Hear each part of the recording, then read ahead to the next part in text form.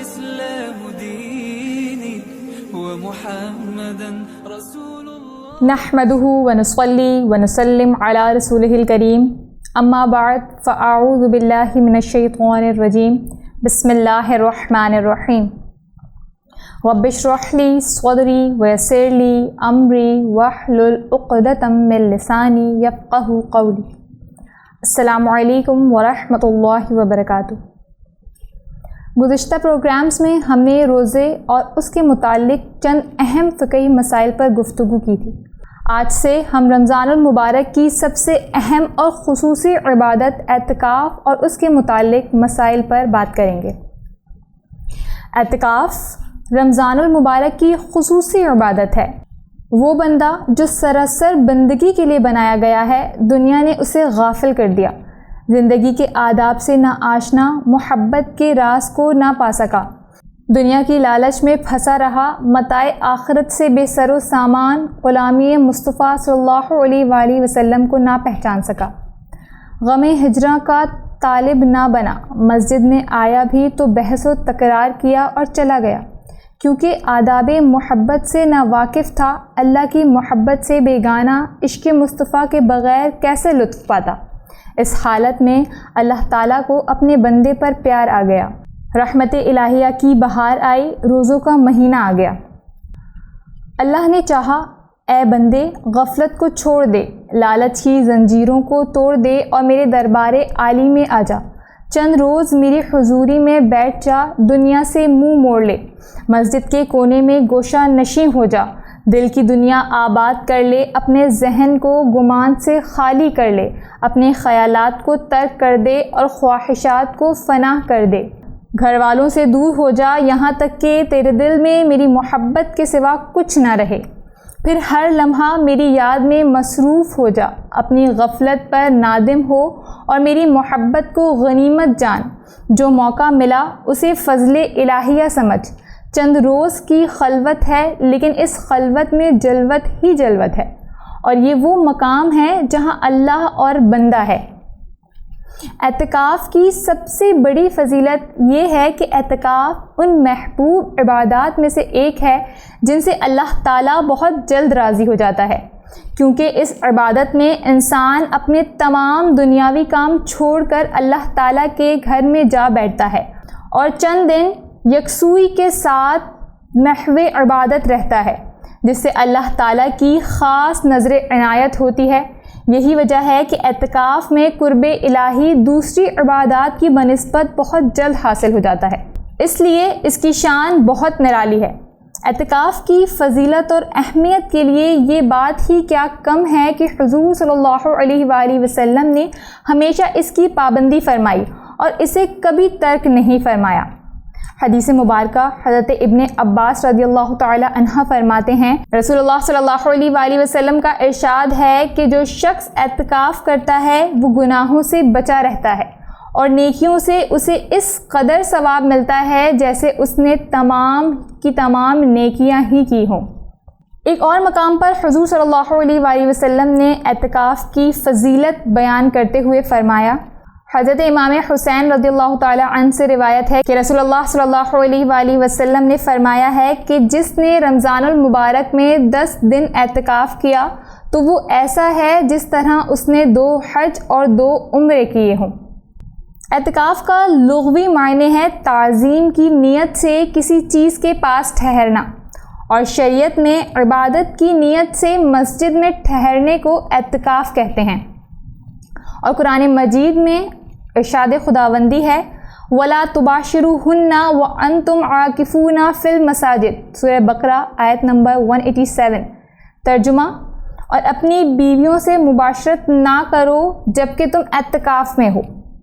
اعتکاف کے متعلق احادیث مبارکہ کثرت سے موجود ہیں. حضرت عائشہ رضی اللہ تعالیٰ عنہ کی روایت کہ رسول اللہ صلی اللہ علیہ وآلہ وسلم رمضان کے آخری عشرے میں اعتکاف کیا کرتے تھے، حتیٰ کہ آپ رفیق اعلیٰ سے جا ملے اور آپ کے بعد آپ کی ازواج اعتکاف کیا کرتی تھیں.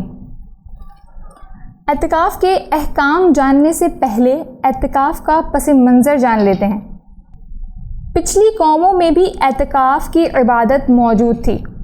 قرآن کریم میں ارشاد ہے وَأَحِدْنَا إِلَىٰ إِبْرَاهِيمَ وَإِسْمَاعِيلَ أَن طَهِّرَ بَيْتِيَ لِلطَّائِفِينَ وَالْعَاكِفِينَ وَالرُّكَّعِ السُّجُودِ۔ ترجمہ، اور ہم نے تاکید فرمائی ابراہیم اور اسماعیل کو کہ میرا گھر خوب ستھرا کرو، طواف والوں کے لیے اور اعتکاف والوں کے لیے اور رکوع اور سجود کرنے والوں کے لیے۔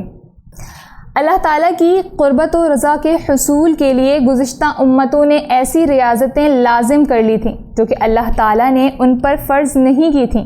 قرآن حکیم نے ان عبادت گزار گروہوں کو رہبان اور احبار سے موسوم کیا ہے۔ تاجدار کائنات کریم آقا علیہ الصلاۃ والسلام نے تقرب اللہ کے لیے رہبانیت کو ترک کر کے اپنی امت کے لیے اعلیٰ ترین اور آسان ترین طریقہ عطا فرمایا، جو ظاہری خلوت کے بجائے باطنی خلوت کے تصور پر مبنی ہے، یعنی اللہ تعالیٰ کو پانے کے لیے دنیا کو چھوڑنے کی ضرورت نہیں، بلکہ دنیا میں رہتے ہوئے دنیا کی محبت کو دل سے نکال دینا اصل کمال ہے۔ اعتکاف میں بندہ اللہ تعالیٰ کے گھر کا مجاور بن کر اس کا قرب حاصل کرتا ہے، دنیا کی مصروفیات اور آسائشوں سے کنارہ کش ہوتا ہے اور دنیاوی لذتوں کو چھوڑ کر عبادت کی مشقتوں کو اختیار کرتا ہے۔ اللہ تعالیٰ سے مغفرت اور رحمت کو طلب کرنے کے لیے اس کے گھر میں ڈیرا ڈال کر بیٹھ جاتا ہے۔ علامہ عطا خراسانی رحمۃ اللہ تعالیٰ علیہ فرماتے ہیں کہ اعتکاف کرنے والا اس شخص کی مثل ہے جو کسی سخی داتا سے بھیک لینے کے لیے اس کے دروازے پر دھرنا دے کر بیٹھ جائے کہ جب تک مجھے داتا بھیک نہیں دے گا میں یہاں سے نہیں اٹھوں گا۔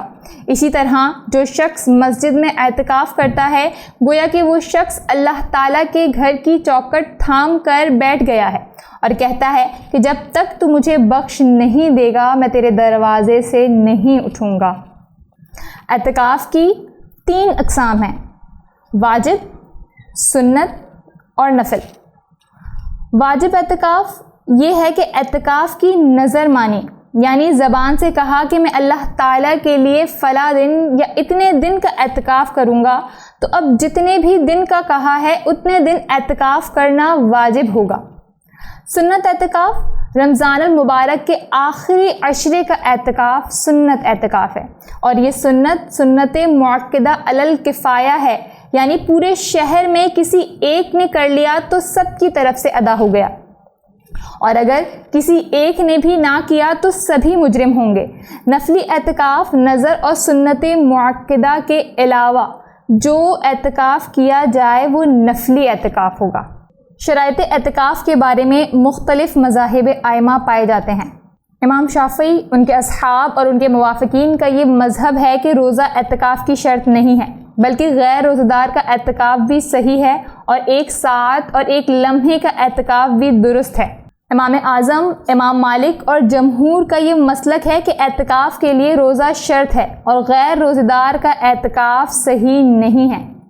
امام اعظم کے نزدیک اعتکاف میں روزہ شرط ہے کیونکہ سنن ابی داؤد میں حضرت عائشہ رضی اللہ تعالی عنہا سے روایت ہے وَلَا اعتکاف إِلَّا بِصَوْمٍ، یعنی روزے کے بغیر اعتکاف نہیں ہے۔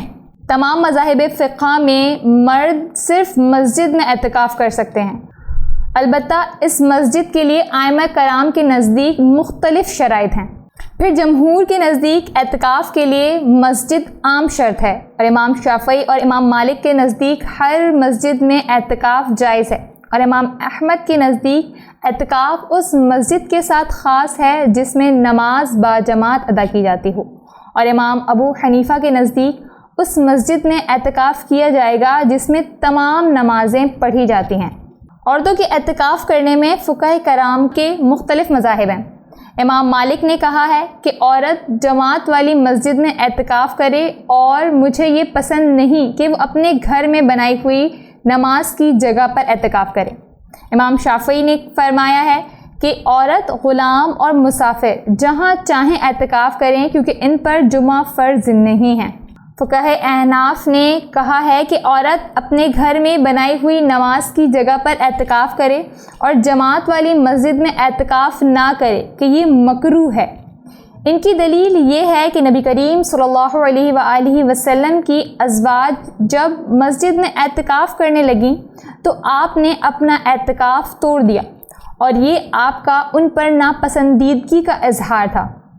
حضرت عبداللہ بن مسعود رضی اللہ تعالی عنہ بیان کرتے ہیں کہ نبی کریم صلی اللہ علیہ وآلہ وسلم نے فرمایا، عورت کا گھر میں نماز پڑھنا اس کے حجرے میں نماز پڑھنے سے افضل ہے، اور اس کا کوٹھری میں نماز پڑھنا اس کے گھر میں نماز پڑھنے سے افضل ہے۔